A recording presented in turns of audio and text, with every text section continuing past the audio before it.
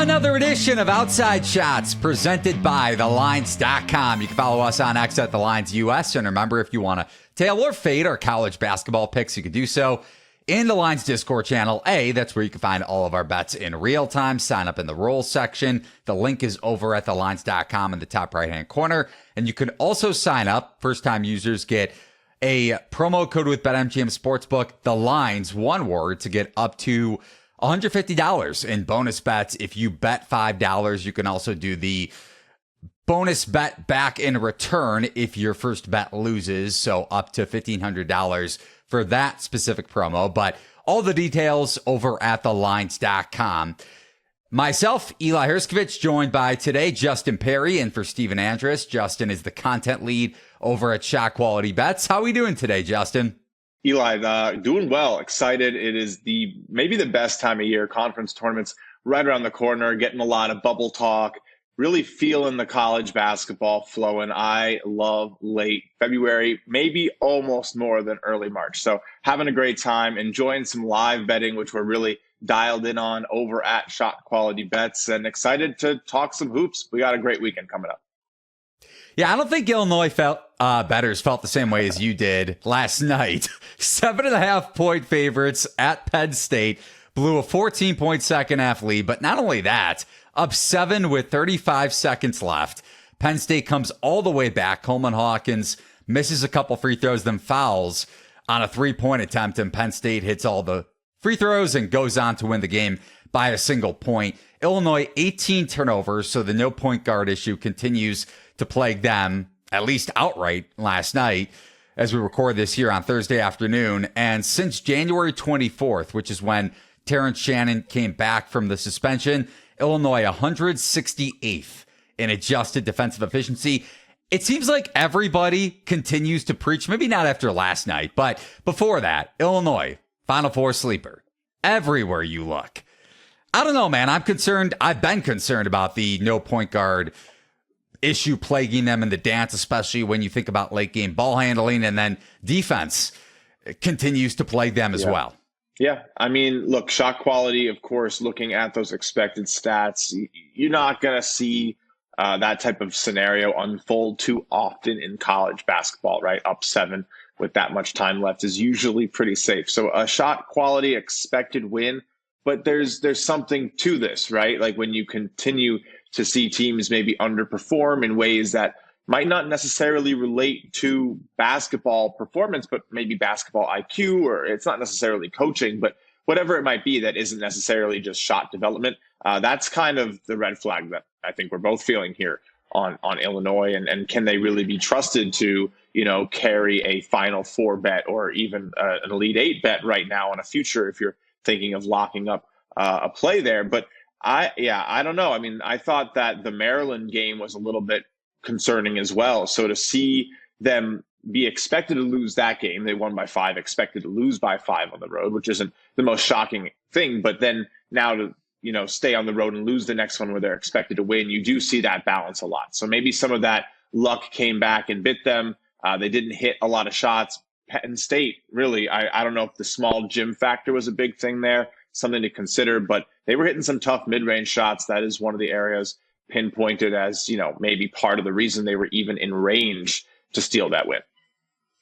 Yeah, Illinois in the 40-1 range, speaking of ranges, to win the national title, mixed in with Kentucky and Baylor, and we'll touch on both of those teams later on in the podcast. And one other, not to be biased to my state that I'm in, Illinois, but I'm a DePaul alum. Many of my followers and listeners know, viewers, I guess, too, on the Lines YouTube channel. If you want to comment with any hatred towards me for my bringing up DePaul basketball, maybe every other episode. But DePaul losing to Marquette, which was expected per the point spread, 27.5-point dogs, and Marquette coming off of that loss at UConn over the weekend in blowout fashion. But DePaul ranks 305th in KenPom, and since KenPom launched in 2004, only one Power 6 team has ever finished the year below 300, and that was Utah in 2012, which the Utes ranked 302 at the end of that season.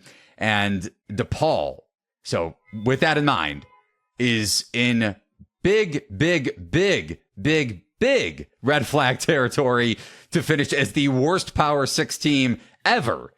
I, as a DePaul alum who hates DePaul basketball, never thought I would say that. It's pretty severe. Shot quality, of course, coming in is going to say there's been a lot of, maybe unluckiness, but I think it also just comes from, the unwillingness. The air of the program is definitely a little bit lost. I don't know if they're really going out there and trying much. They've dropped, 5 of their last 6 spreads. They had a decent run. They covered against Butler, Marquette, and Creighton. Of course, all of them, the lines were north of 15, but 2 of those were away games. So, look, they did maybe have some bright spots in that sense, but they haven't had a line really under 6 or 7 points since they played Georgetown and Chicago State at the turn of the year. So it has not been pretty. They did beat Louisville, though, so they will have that one over another power conference team. So maybe not the worst ever. Louisville was maybe on that trajectory early in the season, maybe has found themselves a bit. I don't really know. I don't think we get much out of DePaul here. Probably continue to be a fade. It's just not pretty. And if you want to fade them on Saturday, good luck. They're a 3-point home dog against Georgetown. No idea what to do with that game. No. And I don't think anybody wants to touch it nor watch it. Good luck to anybody going over to Wintrust watching that game on Saturday night. But Justin, as we dig into the weekend slate, 8 games to get into, 1 on Friday, 5 on Saturday, and 2 on Sunday. Houston, Baylor being one of the more notable matchups early Saturday afternoon. Kentucky, Alabama as well. That game total projected to be in the 190 range. So high scoring affair at Rupp, as you would expect. But we start off with a Friday afternoon game in the Ivy League. Yale at Cornell. Cornell, Big Red, projected around a 1-point favorite. Haslam makes this game very close to a pick. Yale 75.6, Cornell 75.3, and 2 of the best teams in the Ivy League, if not the 2 best. And Princeton, you can make the case that they are the best team or one of the best teams in the mix with Yale and Cornell as well. But how do you handicap this game? It's a tough one. I think this is a battle that could end up being the Ivy League, battle for the bid come early March. Cornell has had a resurgent season. They are ranked a little low, in terms of what shot quality sees. You're not going to get that same level of love. They're currently sitting at 174th. Definitely have been considered lucky. So in terms of looking at this one and how we're going to, handicap it, I would lean towards Yale initially. Cornell has been very effective in terms of the way they play the game, right? They are almost a model of what shot quality would say to do in this sport, because they are second in rim and 3 rate in the entire country, 54th in developing expected points off of those looks. So doing the right things, leading top 25 teams in shot selection. So somebody smart got in their ear, Eli, and said, take a lot of threes, drive to the hoop, and those are the most effective shots on the floor. It's the truth. It is working. But, they are definitely getting a little bit lucky. The quality of the shots allowed on defense at the rim are a little weak. And then, they allow opponents to take a lot of threes too. But that's probably a product of winning and being ahead. So I like this Cornell team. I think at home, it's tough. This is such a good line. I would have to lean towards Yale just because we've seen so much lucky performance from this Cornell team. They have had a lot of games that have, just went their way per shot quality stats. The win at home against Harvard, the win at home against Princeton, both expected to be losses. The win on the road against Brown expected to be lost. So yeah, they've had some pretty big wins that maybe could be perception shifting is something I always like to talk about. It's not exactly a science, of course, but when a team does have those 3-4 extra big wins, you can get a little bit of a difference. So I do think Yale is probably the more sound team under the hood. And in a late season battle, I lean towards Yale. If you go back to the last time these 2 teams played on February 10th, so about a couple weeks ago, a little less than that when this game tips on Friday night. Yale, 17 offensive rebounds, 20 second chance points. So they converted pretty much all of those second chance opportunities. Cornell, though, like you mentioned with their shot selection, 10 of 25 from behind the arc, and Yale allowing the 43rd highest three-point scoring rate in college basketball. So if Chris Mann is going to continue to get those looks for Cornell and the shot selection is going to be there, it makes sense, and it is a revenge spot. I make this game around Cornell -1, so I don't have an edge, but I do think if Cornell's getting good three-point looks, they can potentially squeak out a revenge game here. That game, I'm glad you actually brought that one up. I pulled up the recap here. Cornell shot 76% at the rim on that game, and Yale shot 10%, 1 of 10 on mid-range jumpers, and they won that game by 2. Shot quality expected 18 points. So you said it wasn't even that long ago. I always go back and forth. I teeter between, how much can change or revenge game, right? And like it could be a drastic shift. I tend to think that, again, Yale got a little unlucky. Cornell, another example of this, incredible season, 17-4. I don't think anybody really saw that one coming.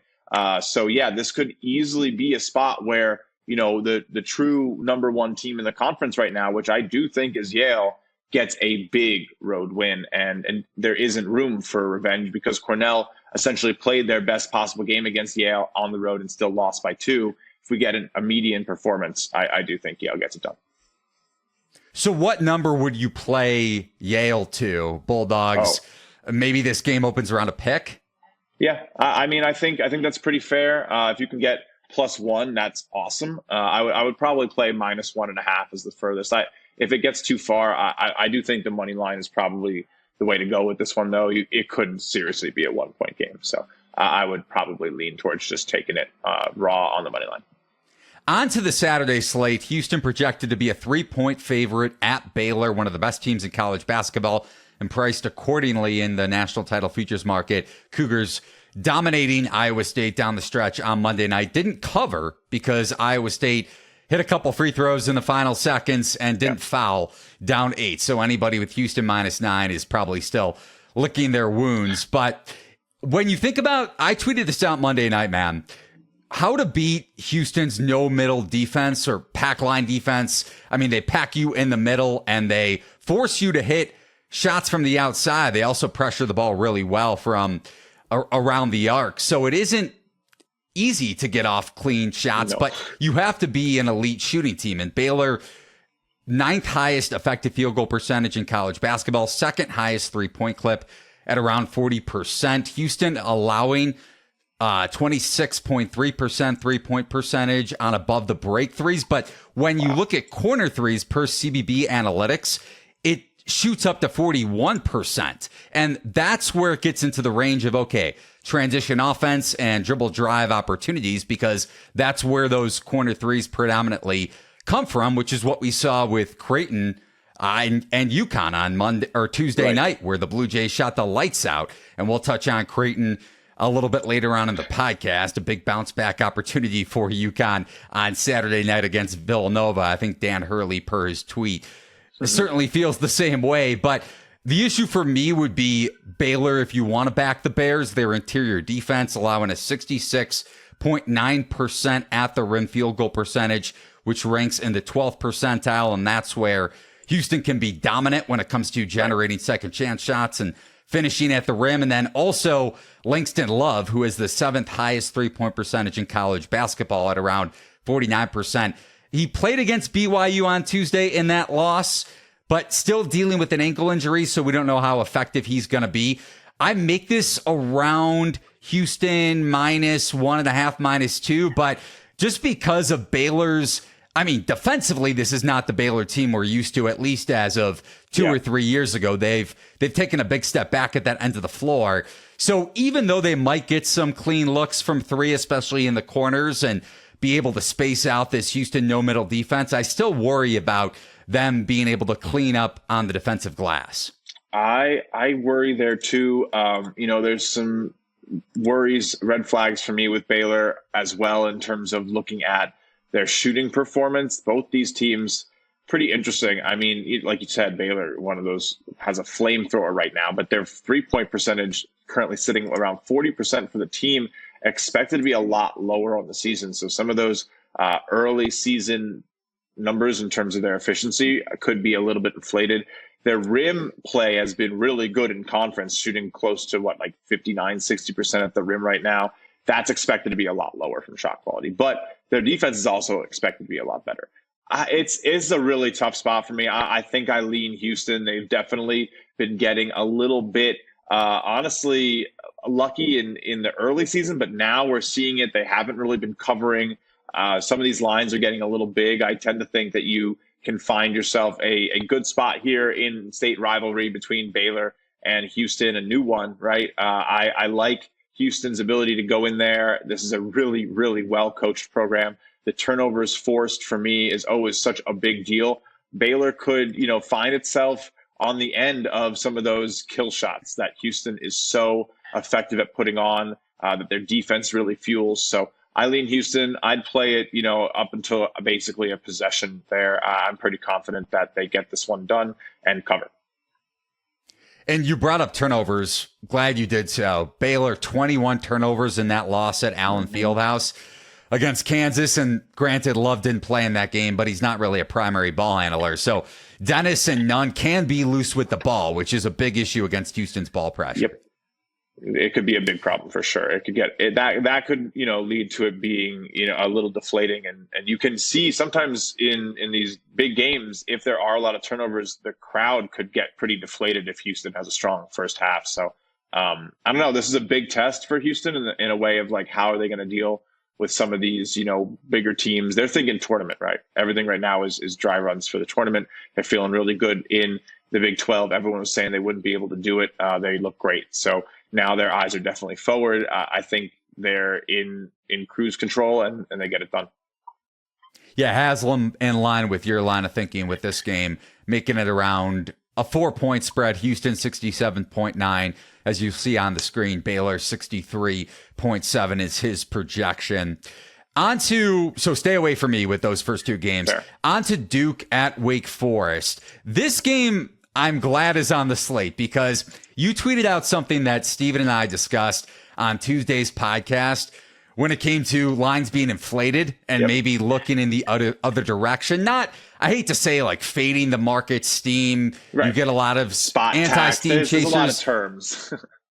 Right. But sometimes a line can be inflated with a spot where you want to take a look at the other side. I'm not saying I'm looking in that direction because my counter to you with that would be there are games where it's the antithesis, where like Utah State and San Diego State, Aggies close as around a 3-point home favorite and they win the game by 2 or 3 possessions against the Aztecs. So it can go both ways, but I definitely understand your sentiment when it comes to maybe the market steaming a line too much, especially in some of these situational spots where that wasn't the case 4 or 5 years ago, at least when it comes to the college basketball betting market. But Duke at Wake Forest projected to be about a 1-point favorite. Haslam makes this Wake Forest 75, Duke 74.1, so right around Wake Forest -1. My numbers have this closer to Duke -1, but again, I think you're going to be paying a premium for the spot with Wake. I would prefer to just not touch this game. My raw numbers don't really have any sort of an edge here. Like we saw with New Mexico and Colorado State, granted on Wednesday night, that was a 3-possession line, but that was kind of the point that I was bringing up from the get-go. Right. In terms of this game, sometimes a line can be inflated to the point where New Mexico wins, good spot for the Lobos, but Rams cover. Right. No, I think, there's no science there. It's about the furthest I go into what I call reading the tea leaves of the market. It's not ever going to be exact. If tailing steam or fading steam was a way that you could easily profit, they would steam it more, right? That's the whole idea. So I'm always sort of trying to look at it in just sort of maybe a little bit more of a meta sense, try to, understand anecdotally the way the market has shifted, the way that, people look at certain models, how KenPom is used, revered, used setting openers versus the way it was years ago. We've kind of come full circle. So it's always a battle, and I think it's always good to be thinking about it. I'm not 100% set on anything. We saw another one of those spots work out in an interesting way where, Colorado State and New Mexico, like you said, it's just, you never really know. So I'm not set any which way. This game right now for me Shot quality's data pretty much lines up with where you're at. Slight edge for Duke here. But if I'm going to have to take a -2, -3 for Wake Forest, yeah, I'm definitely looking away. I would maybe think that Duke on the money line might just have a little bit too much value. But this is a clash of the taxes, of the spot taxes, because you're never really, Duke is one of those teams that I believe can sometimes have just like a favoritism, penalty almost, where a lot of people bet Duke. Books know that. It's like the Yankees. Sometimes some of these teams, it's hard to get an actual edge on them by the percentages based on, what some of these models have. So I'll stay away from this one. The ACC is an interesting conference, but Wake has the defense to stop Duke, especially in their own building. So I could see them getting the win. It's a big pass. This is going to be a great game. Wake Forest, an exciting team. This should be a great matchup. Yeah, and Duke has won 5 in a row, including an 8-point win over Wake Forest. Yep. Going back to the beginning of that 5-game streak, I think, at Cameron, and Wake Forest coming off of a big win over Pitt. That was kind of not a similar spot, but still bounce back spot for Wake after getting not blitzed, but losing in pretty drowning fashion at Virginia over the weekend by 2, covering some numbers. I think that line closed 3 at some shops, but Wake Forest actually put up the best performance on offense in ACC play in the KenPom era. Speaking of KenPom records, on Tuesday night, 1.44 points per possession against Pitt. And going back to that first meet against Duke, Wake shot 6 of 26 from behind the arc. This isn't necessarily a 3-point reliant Wake Forest offense, but I think Duke is due for some 3-point regression, similar to what we saw with UConn on Tuesday night, allowing a 27 or 21.7% 3-point clip on corner threes and 24.5% on above the break threes during this 5-game winning streak. So if Monsanto and Hunter Salas, one of the more underrated transfers really in college basketball coming over from Gonzaga, are on from 3, I think Wake gets it done, but I think we're both on the same page here that the market is going to steam Wake pretty hard. Yeah, I do think they will. I think, probably, again, good stay away. Enjoy that game. ACC has been very interesting. Maybe look towards, I want to say an under, but I'm not really sure. I like your point on the 3-point regression, though. Duke definitely, teams shooting 30% against them right now in conference play. Shot quality is going to tell you it should be about 34%, working out to about a 3.4% difference. It's a big deal. It's a big deal. Threes are really valuable. If teams, are getting cold against you, you're going to have a better opportunity to look good, win games, and it might not necessarily just be your defense. So it's cool to try to separate that, right? Are we just getting lucky? Are they playing good defense? I think that's one of the fun questions shot quality can help you answer. Yeah, and if Monsanto is on, one of the best pure shooters in the country, and he's starting to, I think, get healthy. So that's a pretty big deal for Wake Forest. And also, you mentioned the Demon Deacs. Their defense has really come on in ACC play of late for sure.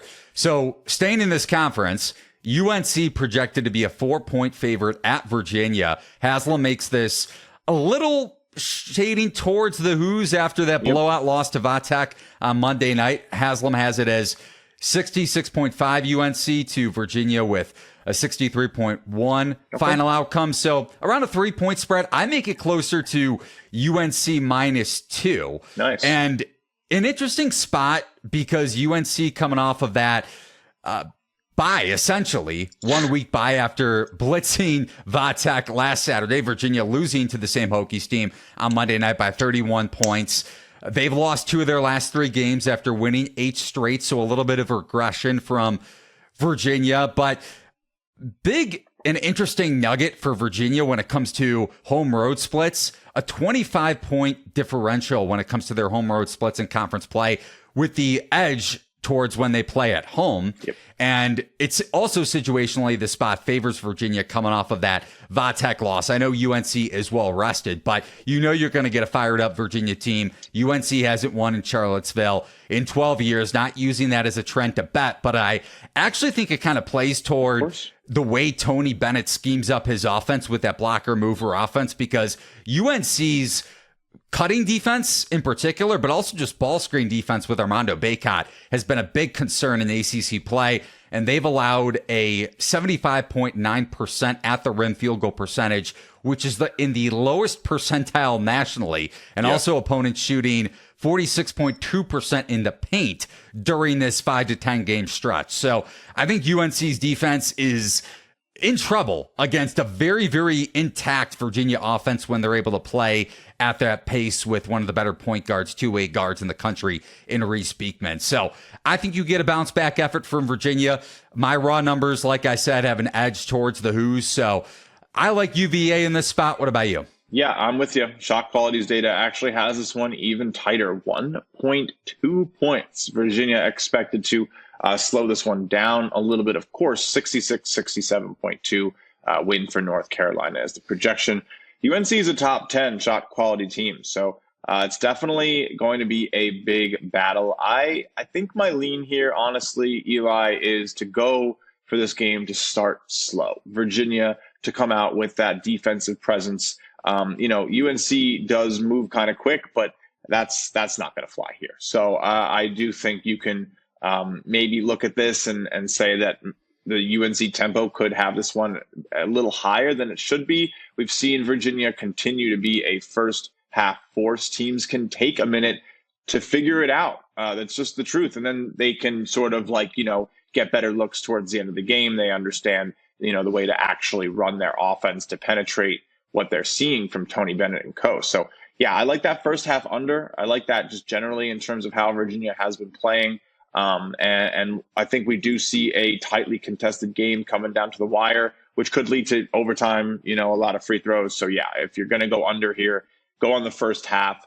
You're not going to get a great rim and three rate from UNC anyway, which is always nice to see when you're thinking about unders, and Virginia is literally the worst. So, 10 off the worst, 353rd. I thought I saw 363rd, but there aren't 363 teams anymore.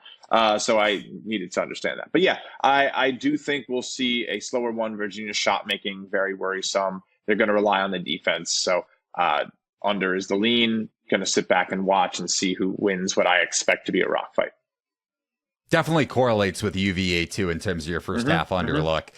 One last thing on the ACC, because I noted this in my column from last week over at thelines.com, which you could find there still, and also on the podcast. Clemson, I still really like this team at around 27-1 to make the Final Four. I bet 28-1 last week, 27-1. You can find that number over at FanDuel. And a big reason why is, we continue to see this team excel on the road. So whether it's neutral courts like we saw in non-conference or on the road, they bounce back from the NC State loss. Another 1 point loss. Their last three losses by a combined 3 points, all 1 point margins. Insane. And they blew out Georgia Tech on Wednesday night. Since Jack Clark, the NC State transfer, got healthy and was inserted back into the starting lineup, which took place on February 6th, the win at UNC, which Clemson never does. Clemson 12th in terms of overall efficiency, ranked number 21 in adjusted offensive efficiency and 29th in adjusted D. I think this team is starting to peak at the right time. You have a 5-out offense that's very tough to match up with in the tournament in general. PJ Hall, Shefflin, Clark. That's like 6'8" and above range when it comes to height, 3 through 5. And then Gerard and the rest of Clemson's guards are really good shot makers. So Chase Hunter at the 2-guard spot. I really, really like this Clemson team to make a deep NCAA tournament run. I do too. Outside of Filipowski, who's better than PJ Hall in the ACC right now? I don't know, who.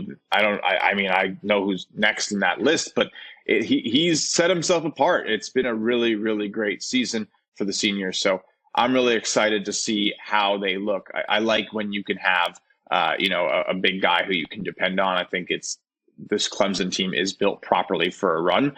We've seen them sort of flirting with it. Their offense is fiery, and I think it's going to be fun. So yeah, I do like the team. I'm not, locking up the future just yet. I maybe want to see how they do. A couple interesting spots, could stumble a little bit at the end of the season, have to go to Wake Forest right before they start the tournament. So I wouldn't be shocked to see them, have their eyes set so forward that their ACC tournament play doesn't necessarily look great. Maybe get people sort of start talking about their teams, forget a little bit about what we're seeing here, and then they get right for the tournament and have a nice pathway to making a Sweet 16 Elite 8 run for sure. Yeah, and you look at before that Wake game, that was kind of the pulling the trigger for me on this Final Four feature, just because ahead of the Demon Deacs, now 4 straight games where they're projected to be favorites and 2 possession favorites and above. So it's a good path to see the number dip. I think you're getting the right buy point here for Clemson, even if they stumble at Wake Forest, which could be a play-in game for the Demon Deacons to maybe seal an NCAA tournament bid. We'll see how the rest of their season goes, regular season wise, specifically against Duke on Saturday. But staying on this Saturday card, Justin, SEC over to that conference. Alabama projected to be, big game, 2-point road favorite at Kentucky. Haslam has this closer to Alabama, a little bit short of a 1-point favorite. I'm right there with the Haslam projection. Total, like I mentioned from the get-go on this Outside Shots podcast, projected to be in the 190 range. Where are you looking for this game, if you are at all? This is going to be a really, really interesting one. The game of the day, without a doubt. I mean, the top of all the thrill score, excitement ratings out there. Kentucky, I still think this is a really nice spot to grab the home dog, honestly, here in Rupp Arena. I do think Kentucky can get right off of, what was a pretty tough, awesome shot for LSU, but a tough loss. And Kentucky, they got their guy. I mean, what you're seeing out of Rob Dillingham is awesome. Antonio Reeves, DJ Wagner, the supporting cast looks good. I think this is going to be a packed house. Alabama's offense looks great, but their defense, it leaves a few questions, right? Like, this is maybe one of the most efficient offenses we've ever seen in one of the most efficient years we've ever seen. But their defense, ranks outside the top 70 on KenPom. So I do think that we could see this one really approach that 180-point range. I do very naturally lean towards the under just on high numbers. I just can't help it. But I'm going to stay off that, lean towards Kentucky. This has been a very good run for Alabama. They've only dropped 2 games. They were at Tennessee, at Auburn. But, even though those teams were top 10 in KenPom's rankings when they went there, this is a tough one. This is a really, Kentucky is still Kentucky. So I do expect them to get up for this game. Alabama has made these big runs. This would be a great win for Kentucky as a program coming off that loss. They've had a tough go, lost to Gonzaga, lost to Florida at home in OT. I don't think they're going to suffer their 4th home loss of the season. Give me that. They'll be their 5th. They lost to Wilmington. I forgot about that one early in the season. Yeah, I think they get the win at home. I'll take the money line on Kentucky if I'm making a play. I want to dig into the numbers here in a second when it comes to both teams, but where do you think the market opens this line? Because you said Kentucky, and the projections agree, Kentucky a home dog, but I mean, when we talk about the market shading towards spots, it's going to shade towards Kentucky, no? Right? Yeah, it's going to open as a pick'em, if I had to guess. Maybe -1 for Kentucky if the market's over aggressive and trying to beat the public or, the sharp money or whoever is loving these spots over time that continues to bring the line, 2-3 points off the KenPom number in favor of these home teams in these big spots. So, I think if you're thinking about that, again, it's tough. It's tough. You don't really want to pay that price. I'd like to get Kentucky on the money line at like +105, but it's probably going to be -110, -115. And it's a little bit of a tougher pill to swallow, but I think here it's the right call, independent of the line. I think the handicap is that Kentucky gets the win. Yeah, and it's a great spot, like you mentioned, coming off of that LSU loss and a look-ahead spot to this game. Right. A couple of concerns for me, though, coming out of it, not that nobody else does, because, Kentucky's defense regressed after they played well against Ole Miss, played well at Auburn. I thought going back to that Saturday loss for my Tigers futures, I thought Auburn was kind of shocked. A, because Jalen Williams goes down in the second half, which kind of took some steam out of their momentum. But also Kentucky just flame-throwing defensively, especially Onyenso around the basket in the first half to really string some of those transition opportunities ahead. But Kentucky allowing 1.06 points per possession at LSU.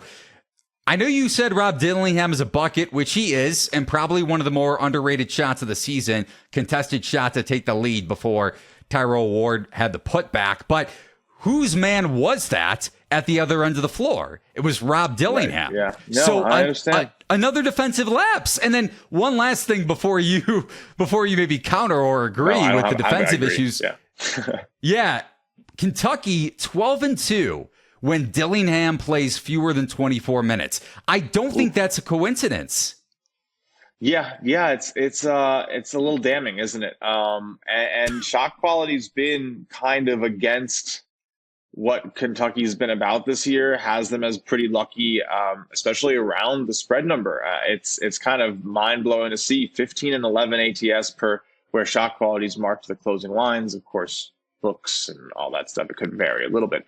But the shot quality ATS record is 5 and 21.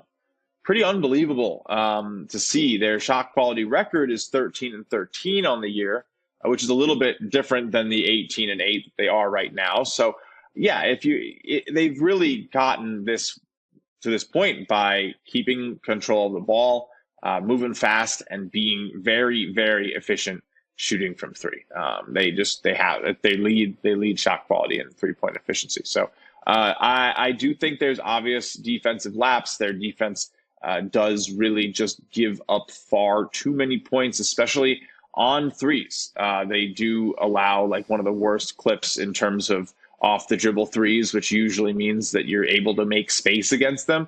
And I would imagine that it correlates pretty well to a bad defensive spacing, outside the top 200. So there's a lot to be desired here. They're not forcing a lot of turnovers either. So it could be, I could see this one soaring over, man. We could get 190 points. It's crazy to say, but it's very possible. Just trading buckets, high power game. I think the only thing I know for certain about this one is I am definitely tuning in to watch it. Absolutely. And one other thing that kind of benefits Kentucky should be getting back or potentially getting back Trey Mitchell from the shoulder injury, which would help out spacing Alabama's defense when Kentucky's on offense, but also defensively. I know Trey Mitchell isn't the best when it comes to ball screen coverage, but Kentucky's defense has been struggling mightily in that category with him out. So you would think it would be a net positive for them defensively, but with the way their guards are handling dribble penetration, and to your point, off the dribble threes, who knows? One other thing on Alabama, I thought Florida, even though they dominated the offensive glass just like Texas A&M did and converted on their opportunities to cover despite losing at Alabama, I still thought the Gators got a little bit fortunate just because Alabama shot around 25% from three. I know defensively that's another story because Alabama can't stop a nosebleed either like Kentucky, but got unlucky when it came to open threes, especially in the first half. And then one last thing too, when we mention poor defensive teams in the tournament, whether it be Kentucky or Alabama, Kentucky especially going to be a very tough bracket team to figure out. But when you look at since 2003, there have been 5 Final Four teams with a defense ranked outside of the top 170. Marquette, Butler, that was going back to, I think, their first tournament run when they were ranked, let's see here, I think, outside the top 70, 72nd in adjusted defensive efficiency.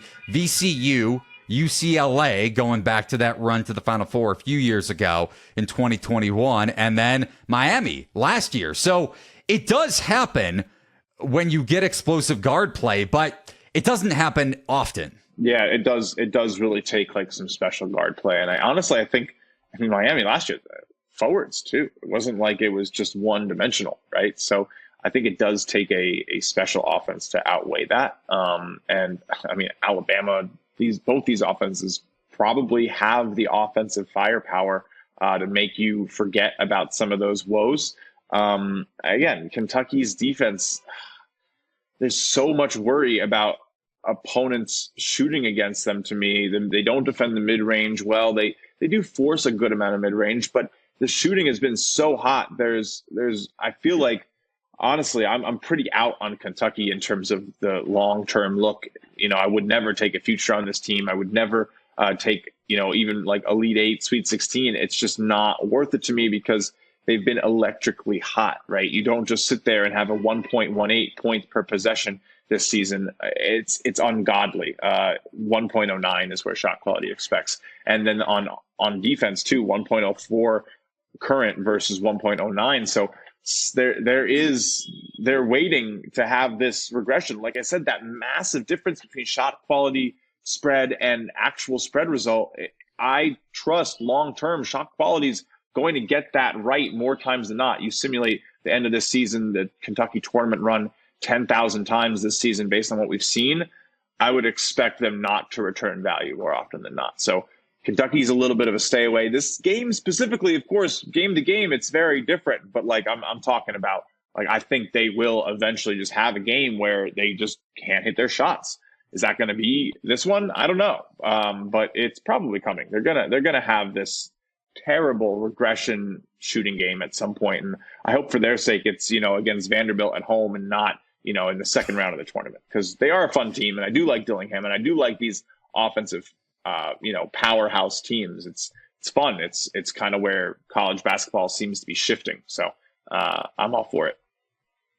Yeah, and going back to something that Steven and I were discussing on the early week show, you generally want to back a high volume 3-point shooting team that can lead to high variance one way or the other when they're a double-digit dog or a long shot to make an NCAA tournament run, kind of like Clemson in a sense, at around 27-1 to make the Final Four.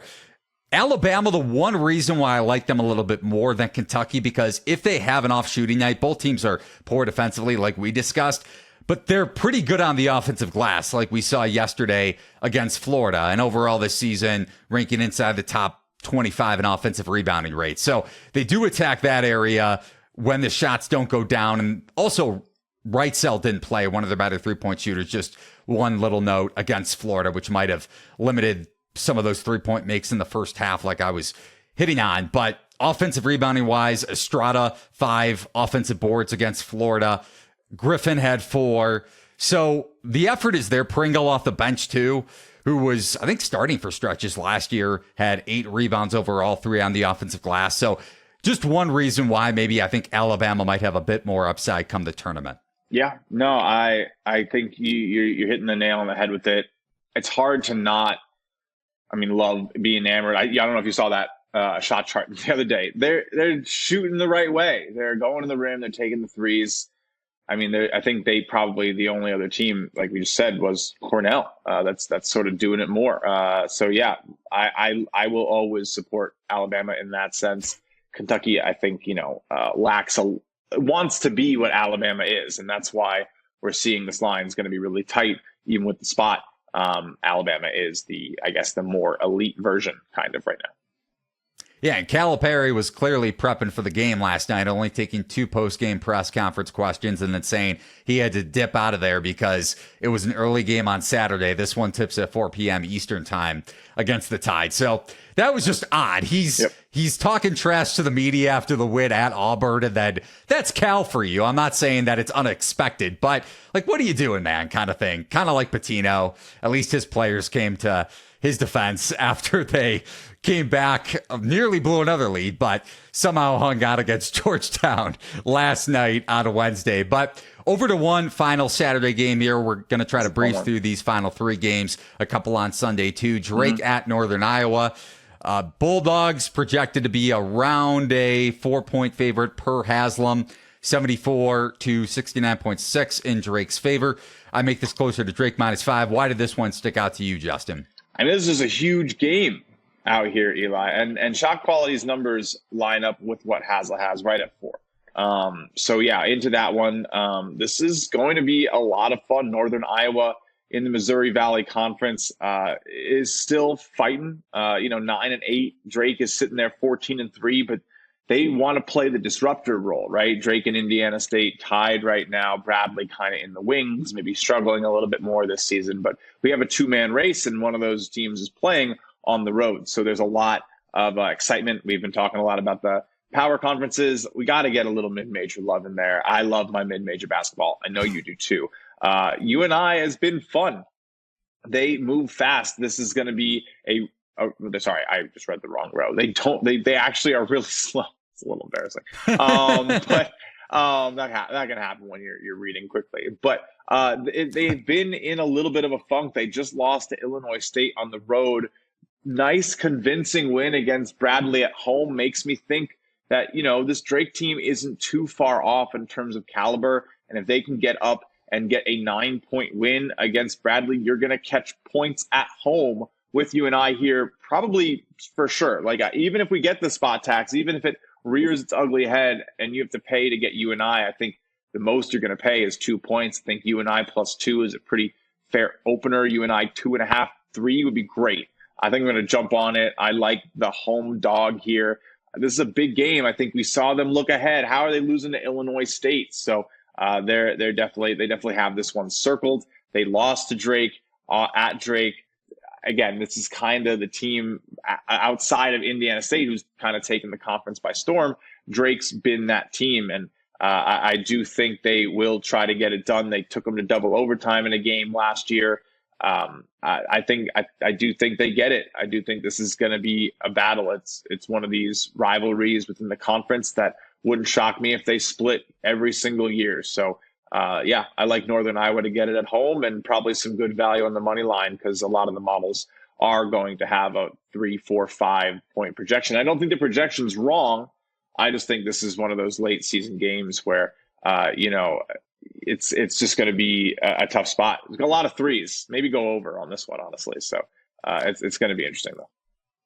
Yeah, get your Drake UNI comments in the YouTube comment section as we speak. But one little comment I have, and I agree with you. I like this spot for the Panthers, especially because they're trying to get that bye in the Missouri Valley Conference tournament. I'm also trying to get myself to Arch Madness in a couple weeks.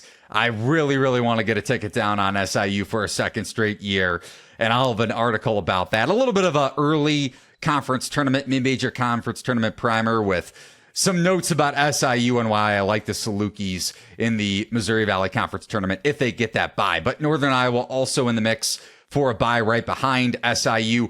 Only area of concern, though, as you mentioned, 3-point volume. They shot the lights out against Valpo. They shot the lights out against Bradley. Look at spot against Illinois State. I'm with you there for sure, but also maybe a little bit of 3-point regression. So if you get negative 3-point variance again, Drake beat them by 14 in the last matchup. Better spot for UNI. Maybe Tucker DeVries undergoes some negative variance himself. One of the best scorers in the country. But I like your lean. I like your bet if this hits like 3.5. But yeah. I don't know, man. I'm just a little worried about UNI's 3-point shooting falling off. I do. I do understand it. I mean, look, Drake is an incredible shot-making team. And there's definitely some questions here about the UNI offense. Drake's been a good defensive force. So, yeah, it's going to be an interesting one. I do think we see a tight game, though, and an exciting one. Even, 3-4 points just because Drake's projected to win, still going to be a fun one. I think one you definitely want to tune into. I wouldn't be shocked if these teams match up again when we get to Arch Madness. So maybe something to watch in terms of the scheming and how it goes, because there could be a third opportunity for these teams to meet later in the season. Yeah, and one thing on your side, no doubt, Ben Jacobson, one of the better mid-major coaches in the country. Oh, yeah. He's been there for a long time.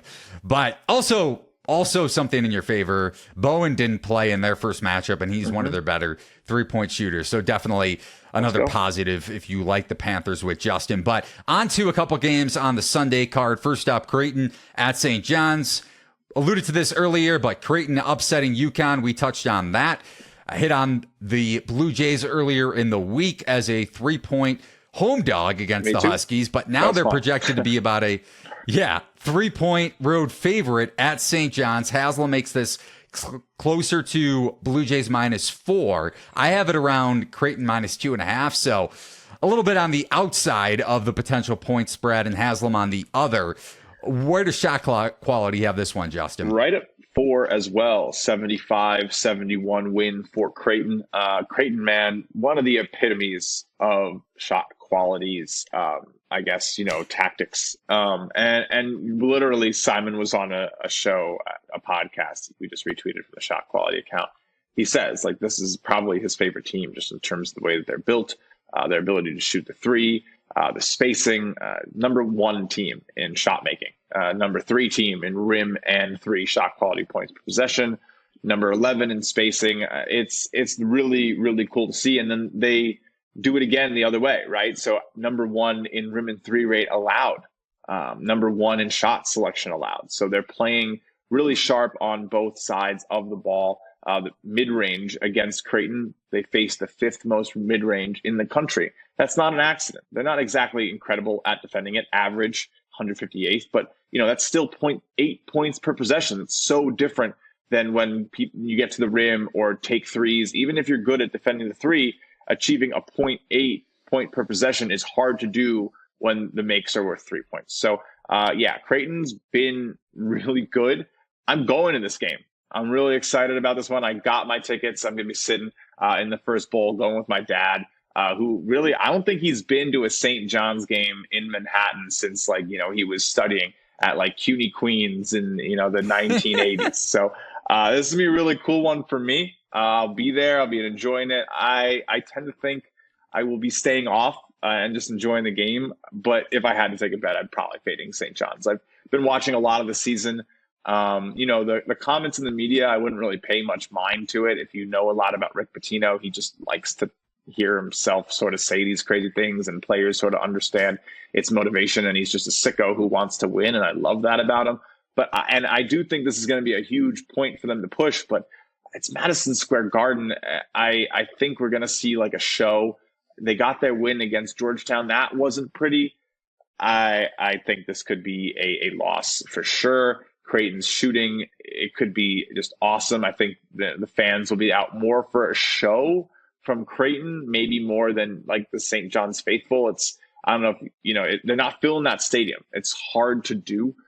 So it can feel a little empty. It still can get kind of loud. And the UConn game was I think one of the first true sellouts that we saw there. But again, that was the away fans piling in for UConn coming down from Hartford. So they got washed. So I do think it's still a little bit of a tough spot here for Rick Pitino and his team. I've seen just some ineptitude as a fan from some of the guards who are definitely having difficulty defensively. Soriano's awesome, but he's just not the player that I think that we need him to be right now. I think next year's prospects look great, but for now, you can probably take Creighton. I'm with you on maybe that was a little bit of fandom to stay away on your side of things. That's why I'm not betting it. That's why it's a no bet. Right. Going to the game, watching it, out of the games we've talked about here, probably take my opinion with the least amount of credence on this one because I am brainwashed from being 2 miles from the stadium. Yeah, I have fun at the game, A. Thank you. B, I think there's a little bit of an edge to St. John's, and I don't have a big enough edge to advocate for it, but Sure.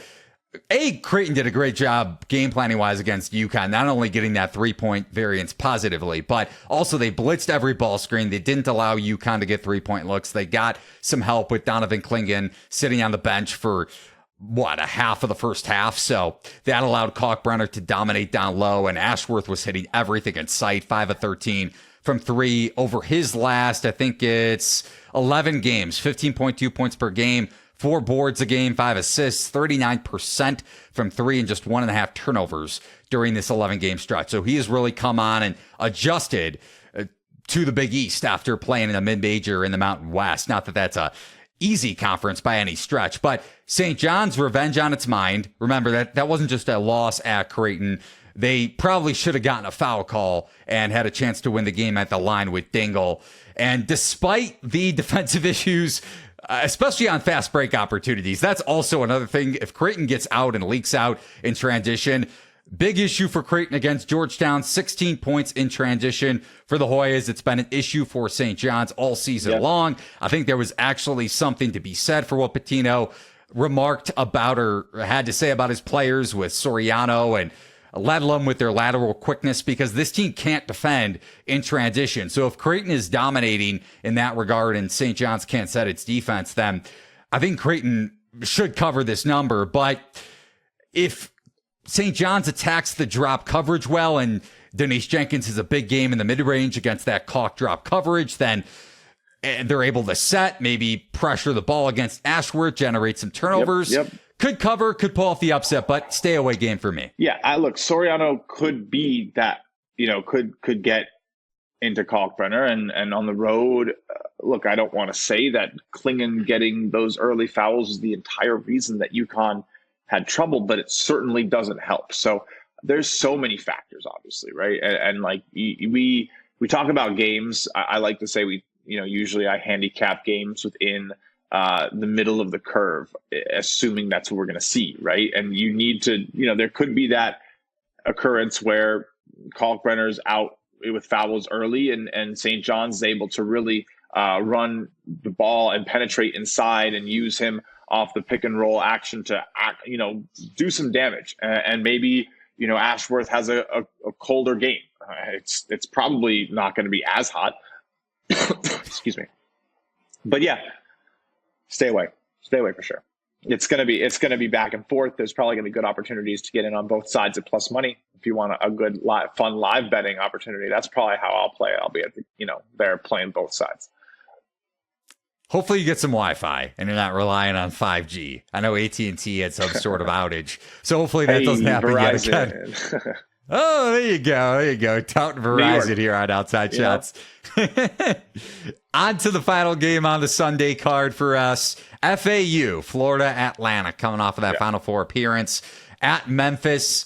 Owls projected to be a 2-point road favorite. Haslam makes this right around FAU -2. I actually have this closer to a pick 'em between that and FAU -1. So this is my second biggest edge per my raw numbers with siding with Memphis. And we're recording this before FAU plays SMU on Thursday night, so keep that in mind. But assuming they cover, I think it is a good spot to back Memphis. Must-win game. Probably not on the bubble at all, even with a win here. But still, to get hot into the AAC tournament, which I think they can have a shot to make a run in that specific tournament. I also think the market will continue to shade towards FAU just because of the tax making the Final Four last year. We talked about various taxes on this episode with Duke and other teams. The tax is there with FAU for sure. We saw that last week as a 5.5, 6-point road favorite at South Florida. But Memphis bouncing back against Charlotte on Wednesday night, 22-point win. FAU's paint defense ranks in the 28th percentile over its last 5 games, and they're struggling to limit second chance shots during that span. And Naquan Tomlin, who transferred over from K-State midseason, and Dandridge, really, really good paint players offensively and also at generating second chance shots. So I like the home spot here for Memphis, and my raw numbers do as well. What do you make this game, Justin? Yeah, I mean, I'm right there with you. I have this one pretty close to a pick-up. Shot quality is going to be a little bit closer to 3. It's tough. This is tough. Memphis, this team, I think, has been one of the bigger letdowns in this conference. They were plus 180. But FAU, I think, has been right there with them. People were saying that FAU would be undefeated going into conference play. They took 3 losses in non-con. They were heralded as top 5, coming into the season, and they clearly have not been that. And I was on the hater bus. I didn't really, think that FAU was going to be that. I, watched them play. They got very lucky. That run was fueled by luck, some hot shooting. That's okay. That's how every single run in March Madness is probably built. There's very few things in March Madness that happen because you just played average or, you didn't get a little lucky there. It's March Madness. So, and that's a hill I will die on. So, I do think this is a home spot for Memphis where they need to kind of start picking it up. FAU definitely has, in my opinion, a glaring weakness, which is what do they do with, Vlad Golden not on the floor in terms of the way that they're able to space and attack the paint and develop their shots outside. Of course, they still have some of these awesome players. I'm a big Elijah Martin fan. Like, I met him when he was playing in New York last year. Big fan. But, this is definitely a spot where, especially, again, like you said, there is probably some contingency with this SMU game, with this game coming on the 25th. We're playing this one. Yeah. So it's going to be such a good one. But I do think FAU's had a hard time covering. I'm only seeing 3 covers in their last 10, 12 games. It's been tough here, and being a slight road favorite hasn't been a bad thing this season necessarily. But yeah, if as long as we're not paying too high of a tax and I can get +1 or the equivalent on the money line, I'm probably leaning Memphis. You can find all of our bets in the Discord channel. Link is over at thelines.com in the top right-hand corner. Also, remember, if you want to tailor fader bets, you can use the Lines promo code over at BetMGM Sportsbook. First-time users, bet $5. You get up to $150 back in bonus bets instantly. And for further details, head over to thelines.com. He is Justin Perry, the content lead for Shot Quality Bets. Anything you want to promote, Justin, before we get out of here? Oh, please. Yeah, we are. Honestly, I'm having such a good time with my brand new show over at Shot Quality Bets called Betcast, Shot Quality Live Betcast. We use our live regression model, which is pretty one of a kind, to essentially make plays in game. Home of halftime is what we like to call it. We have our expected score within, 2 minutes, 3 minutes of what's actually happening on the floor. Sometimes faster than some of the ESPN apps. Sometimes we can be ahead of an ESPN Plus stream. The data is really quick. We're processing everything based off of what we're getting from play-by-play feeds, using our databases on players to evaluate how much a shot is worth, how often they make each shot, assigning our make percentages, and then having a live shot quality score. And, I've been sitting there live streaming, making plays like a madman in 45-minute spurts, plays every 2 to 3 minutes, and hitting at a 59% rate. So the data has been speaking for itself. We've had we took, that Indiana plus 1,100, that Ohio State collapse. We had Bowling Green plus 700 on Tuesday going into overtime. It's been crazy. I'm having so much fun. So if you guys like live data and want to investigate, maybe getting your hands on some stuff that clearly has an edge right now from, honestly, one of my favorite data teams in basketball, I highly recommend checking it out. And you could follow Justin on Twitter at JustinPerry8. You can follow Shot Quality Bets at Shot Quality Bets. You can follow me at Eli Herskovich. You can follow The Lines at The Lines US. Remember to comment with your favorite bets on the YouTube channel here. Subscribe, give the video a thumbs up, ring the bell to subscribe to The Lines YouTube channel. Also, leave a 5-star rating and a review on Apple, Spotify, wherever you find your favorite podcast. We always appreciate it over at thelines.com. You could also read my betting previews for this weekend over at thelines.com. Those come out on Friday. So for Justin and for myself, Eli Herskovich, thanks for watching and listening to another edition of Outside Shots. So long, everybody, and good luck on your bets.